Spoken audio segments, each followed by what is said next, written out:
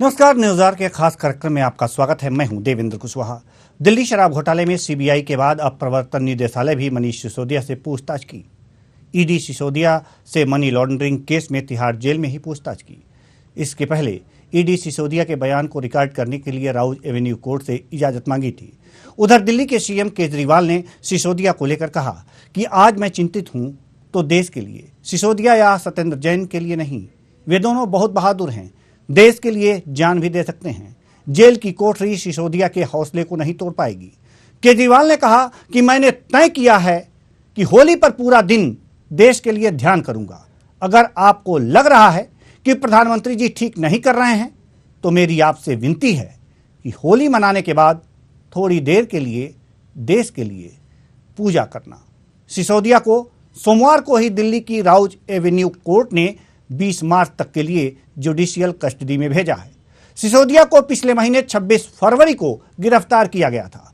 सोमवार को हुई सुनवाई में स्पेशल सीबीआई जज एमके नागपाल ने सिसोदिया को 14 दिन की न्यायिक हिरासत में भेज दिया था।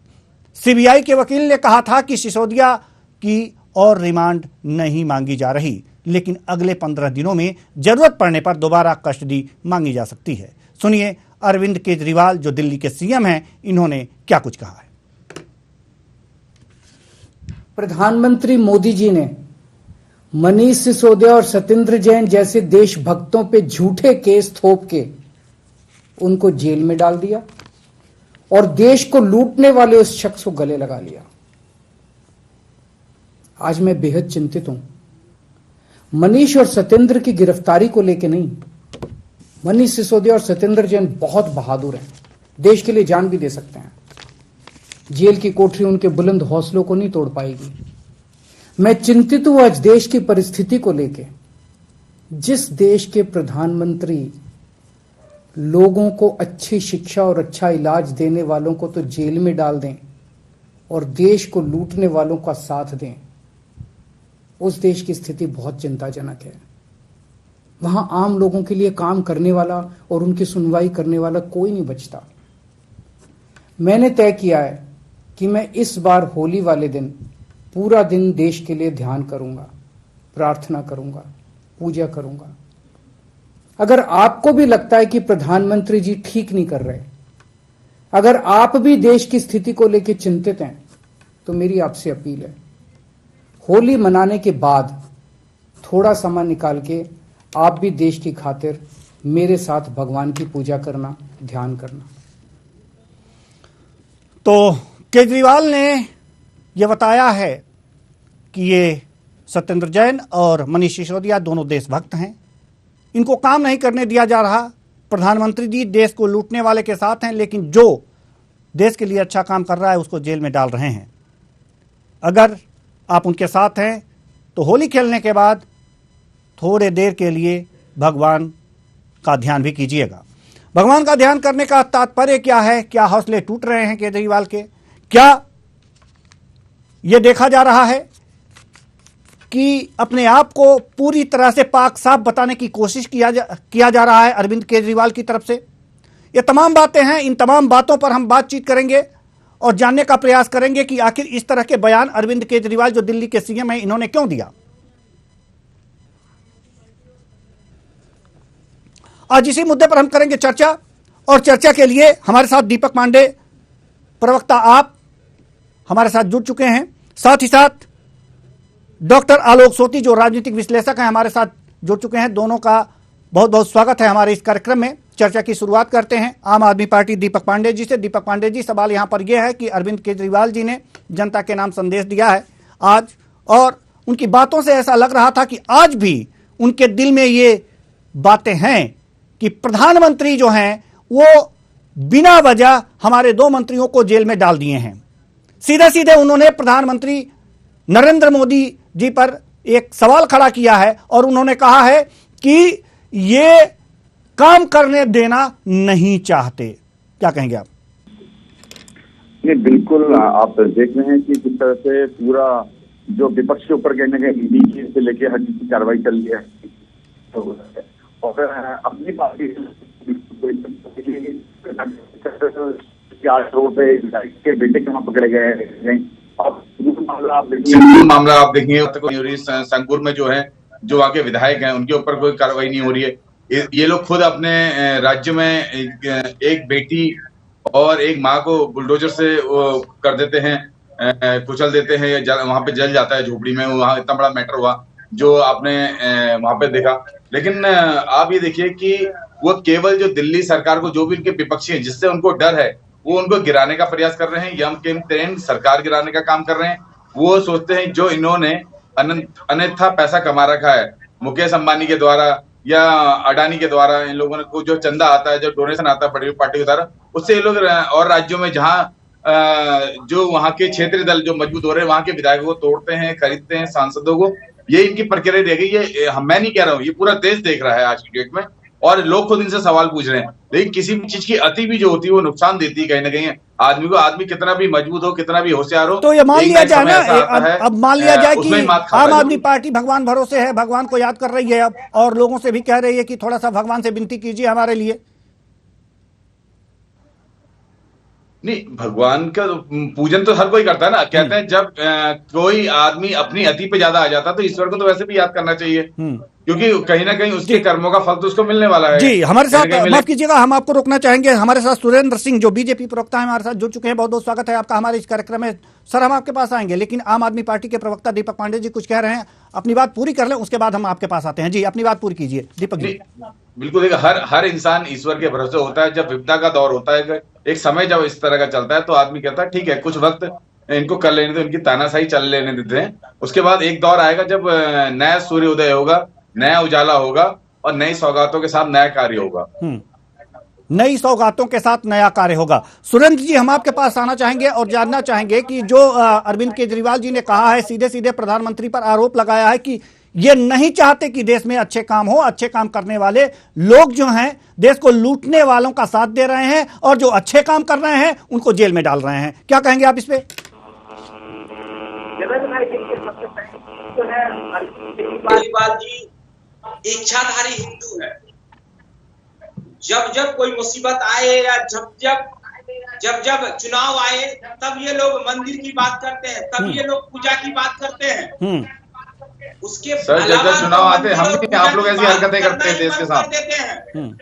यही लोग हैं कि जहां भगवान राम के मंदिर बनने कह रहे थे, स्कूल बना दो, हॉस्पिटल बना दो वहां पे, और आज ये भगवान के शरण में जाने की बात करते हैं। सबसे बड़ी बात देवेंद्र भाई ये है कि आज देश के अंदर जिस लोकतंत्र की ये बात करते हैं, जिस संविधान की बात करते हैं, जनता ने जिस विश्वास के साथ बिना कुछ किए हुए आज इन लोगों को जिस पद पे बैठाया, जिस गरिमा वाली पद पे बैठाया, आज इन लोगों ने मिलकर उस पद का दुरुपयोग किया, देश के साथ धोखा देने का काम किया। और जिस प्रकार से 2011 में अन्ना आंदोलन से शामिल हुआ, मैं भी था उस आंदोलन में शामिल, लेकिन जिस प्रकार से लोगों ने विश्वास किया, जिस प्रकार से इन्होंने अपनी रैलियां निकाली, जिस प्रकार से इन्होंने कहा कि मैं इस देश की राजनीति बदलने आया हूं, कट्टर ईमानदार हूं, देश की जनता ने सोचा कि हो सकता है कि जिस प्रकार से आज 60 सालों से देश को लूटने का काम कांग्रेस ने किया, हो सकता है कि केजरीवाल जी के आने के बाद देश के अंदर कुछ नया होगा, प्रदेश के अंदर कुछ नया होगा। ये कट्टर ईमानदार आदमी है, क्योंकि इन्होंने कहा था कि मैं कोई सुविधा नहीं लूंगा। तो जनता को लगा कि हाँ भाई, एक ऐसा व्यक्ति आया है जो इस देश को बदलना चाहता है, इनका सपोर्ट करना चाहिए।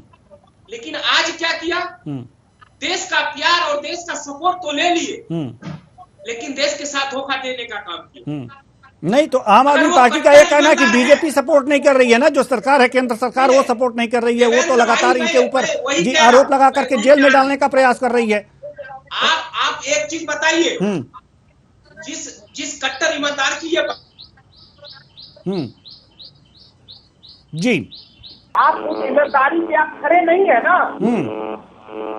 आपको जनता ने आपको जो कुर्सी दिया, गरिमा को आपने खत्म करने का काम किया। ठीक है, चाहे वो दिल्ली हो, चाहे वो पंजाब हो, ये तमाम जगह आप ही के सरकार के मंत्री क्यों इस चक्कर में आए? क्योंकि नए नए पद मिले, नए नए मंत्री बने।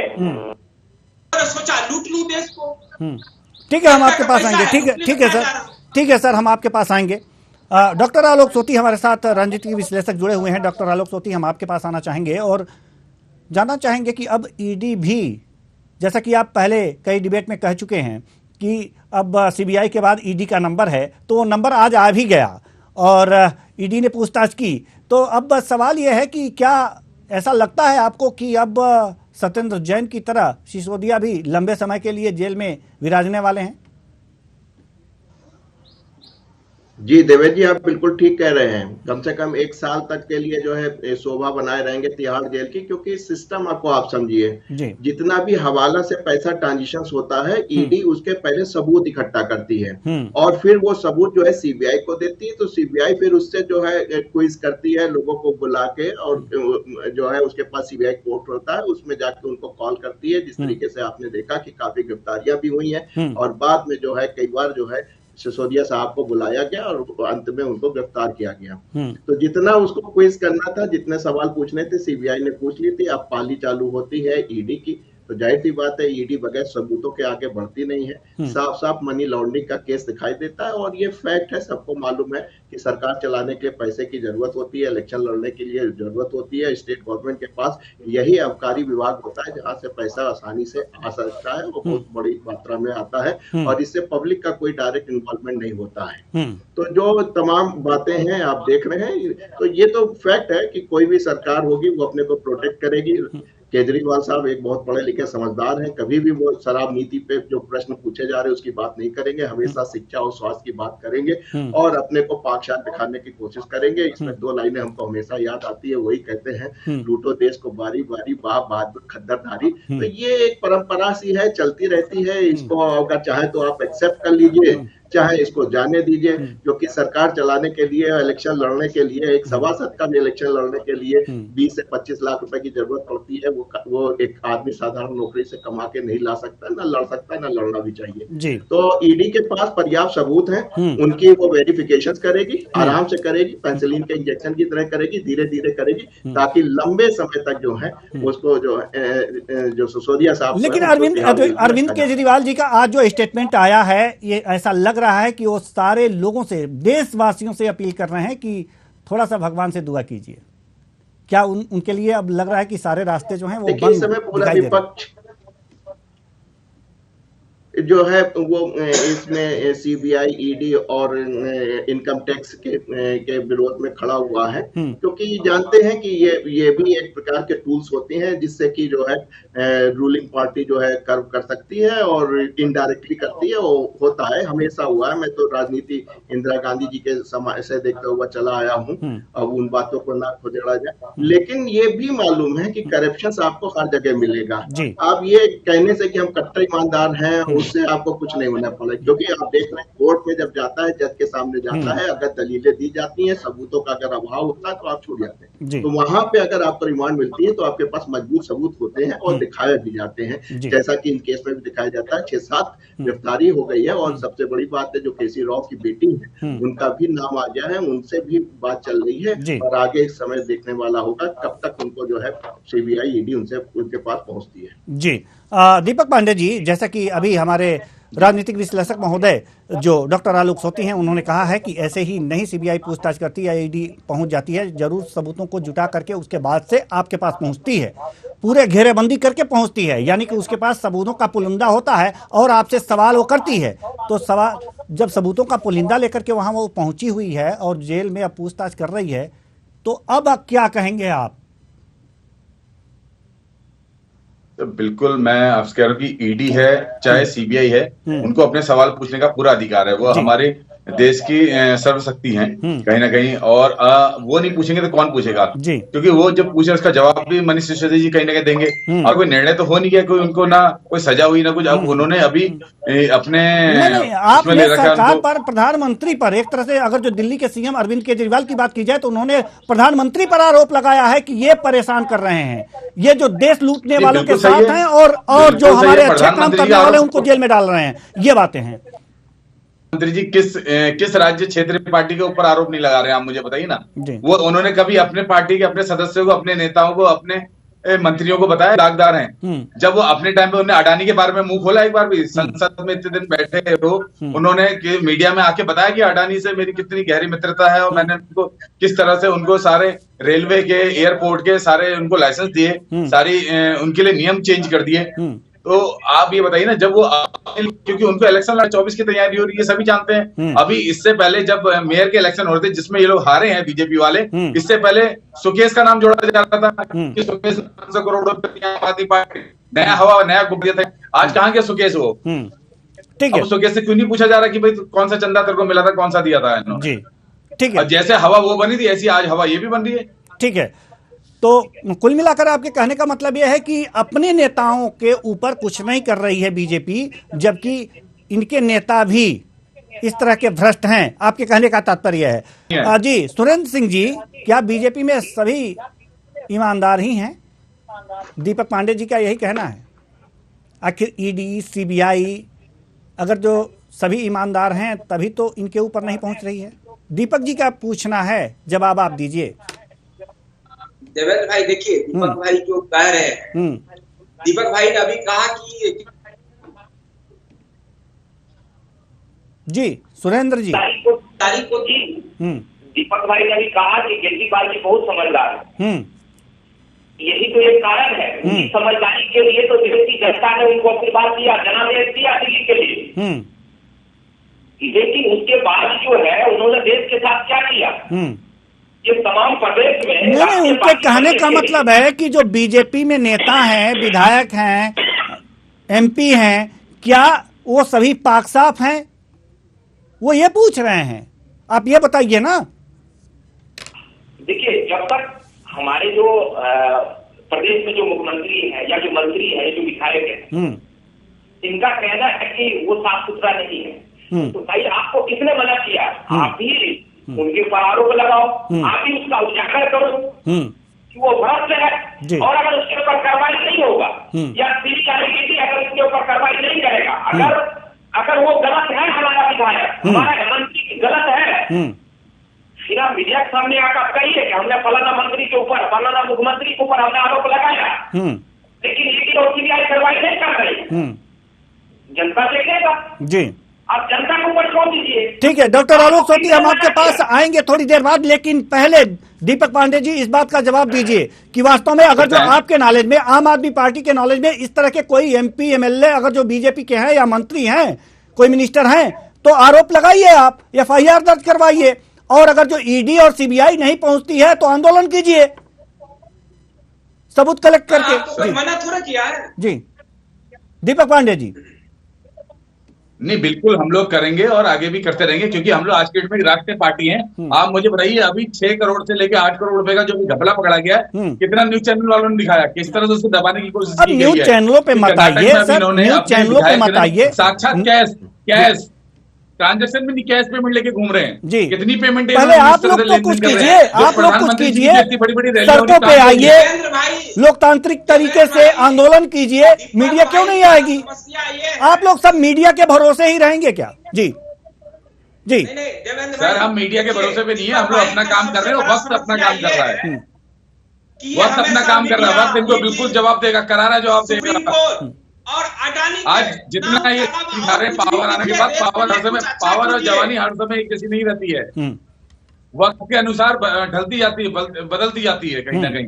जब इनका दब दौड़ जाएगा तो आप देखना खुद पछताएंगे। हम लोगों ने कितनी अति कर दी थी जनता के लिए और विपक्षों के लिए।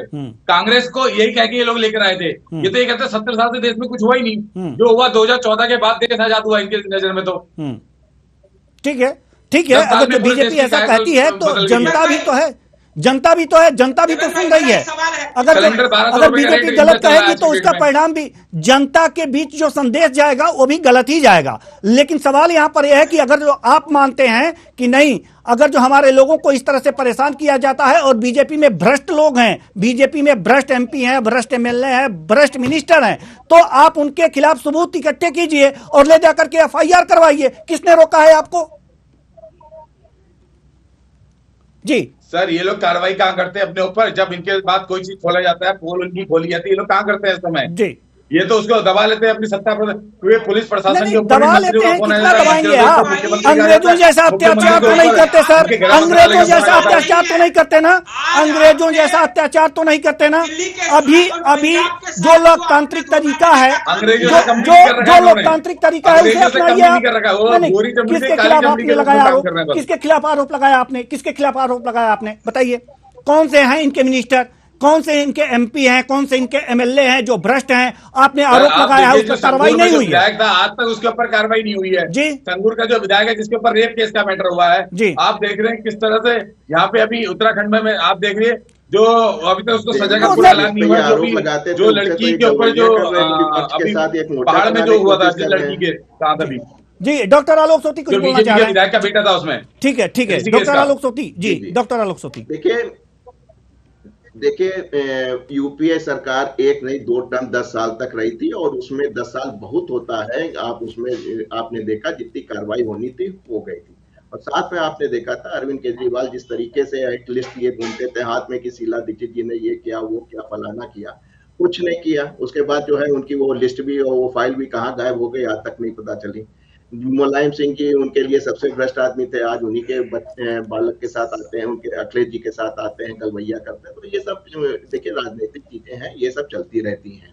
और अभी भी आपने देखा था कि कर्नाटका में एक बीजेपी के विधायक के लड़के उनको पकड़ा गया, उनको केस किया गया और बताया गया कि भाई जो है हर तरफ से कार्रवाई चल रही है, इस तरीके का जो है बलि का बकरा बनाया जाता है। तो इसमें जो है ये बात बिल्कुल सही है कि आबकारी नीति ही ऐसी सरकार के पास होती है जो दूध देने वाली गाय होती है, उसी से जो है वो आगे की राजनीति चलाते हैं।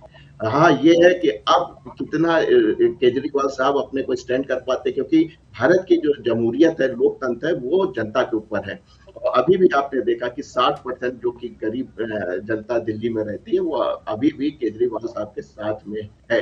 तो ऐसी स्थिति में उसको इससे नहीं मतलब कि शराब नीति से क्या हो रहा है, सिसोदिया साहब कहाँ जा रहे हैं, लेकिन ये है कि इससे जो ऊपरी सतह होती है, जो एक बड़ा सा पैकेजिंग होके आ रही थी कि केजरीवाल साहब बहुत ईमानदार हैं या आप पार्टी बहुत सी ईमानदार है, देश के लिए बहुत काम कर सकती है, उसका आवरण जो है वो धीरे धीरे मैला होता जा रहा है। लेकिन आप जानते हैं कि शॉर्ट मेमोरी होती है, जैसे जैसे समय बीतता जाएगा ये भी केस जो है ठंडे बस्ते में चला जाएगा। आज ही आप देख रहे थे सीबीआई जो है लालू जी के पास जो है इंक्वायरी करने जो है मिश्रा जी के घर पे पहुंची है। तो ये सब केसेस होते हैं, बड़े लंबे चलते हैं, राजनीतिक होते हैं और इसमें जो सबूत होते हैं, लेकिन हमको नहीं लगता है कि निकट भविष्य में 1-2 साल में भी इसका कोई निर्णय निकल पाएगा। जी, 1-2 साल में इसका भी कोई निर्णय नहीं निकल पाएगा। तो जी आप प्रवक्ता दीपक पांडे जी, आप कुछ कहना चाहेंगे इस पे जल्दी से, क्योंकि हमारे पास समय की बहुत कमी है। नहीं, बिल्कुल मैं ये कहना चाहूंगा, अभी मोदी जी के साथ साथ अडानी जी की जो मीटिंगें होती हैं, साथ साथ में जाते हैं, उनको टेंडर्स मिलते हैं, देश के साथ साथ विदेशों के भी मिलते हैं, तब इतनी बातें विपक्ष ने उठाई। क्या उन्होंने अभी तक अडानी के खिलाफ कोई कार्रवाई करी? अभी तक इतना बड़ा मुद्दा उठा, जो आदमी दूसरे नंबर पे पोजीशन से आने के बाद आज 40 से नीचे चला गया, क्या उसको उठाया? अरे सुरेंद्र भाई, आप अपनी ही बात करेंगे या देश की जनता की बात करेंगे? आप अपना उत्थान करने आए या देश की जनता का उत्थान करने आए? देश में आप किसका उत्थान करने आए हैं? आप देश की जनता के लिए सिलेंडर 400 रुपए से आपने आज 1200 रुपए कर दिया। आपके मुंह से सिलेंडर नाम का एस नहीं निकल रहा है, सी नहीं निकल रहा है आपके जबान से, महंगाई नाम का एम नहीं निकल रहा है, अडानी नाम का ए नहीं निकल रहा है आपके मुंह से, तब आप लोग कुछ भी बोलते हैं। आप मुझे बताइए कि देश में कोई और है नहीं जिसको आपने पूरे 6 जो आपने एयरपोर्ट के टेंडर दे रखे हैं आप लोगों ने, रेलवे होने के बाद LIC का सारा पैसा वहां लगा है, और कितने व्यापारी हुआ आपने पैसा दे दिया? किसानों के टाइम पे तो आपने नहीं करा। आप मानेंगे जब एक साल तक किसान जब हार गए तब उन्होंने अपना बिल वापस लेना पड़ा है। 700 जो है उसकी जिम्मेदारी नहीं किया अभी तक आप लोगों ने करने का। अब आपने एक बार संवेदना जताने गए उनके वहाँ पे। ठीक है सर, हमारे पास समय की कमी है, हमारे पास समय की कमी, हम इस चर्चा को और आगे नहीं बढ़ा सकते। बहुत बहुत धन्यवाद तीनों मेहमानों को, आप आए और अपने अपने विचार साझा किए। तो कुल मिलाकर के देखा जा रहा है कि वास्तव में हम ईमानदार हैं, इसका सर्टिफिकेट तो सभी दे रहे हैं, लेकिन बेईमान कौन है इसका सर्टिफिकेट कौन देगा? तो जांच एजेंसियां जिन पर आरोप लगी हैं उनको जांच करने दीजिए। अगर कट्टर ईमानदार हैं तो पाक साफ होकर के निकल आएंगे, बेचैनी नहीं होनी चाहिए। फिलहाल इस कार्यक्रम में इतना ही, मुझे दीजिए इजाजत।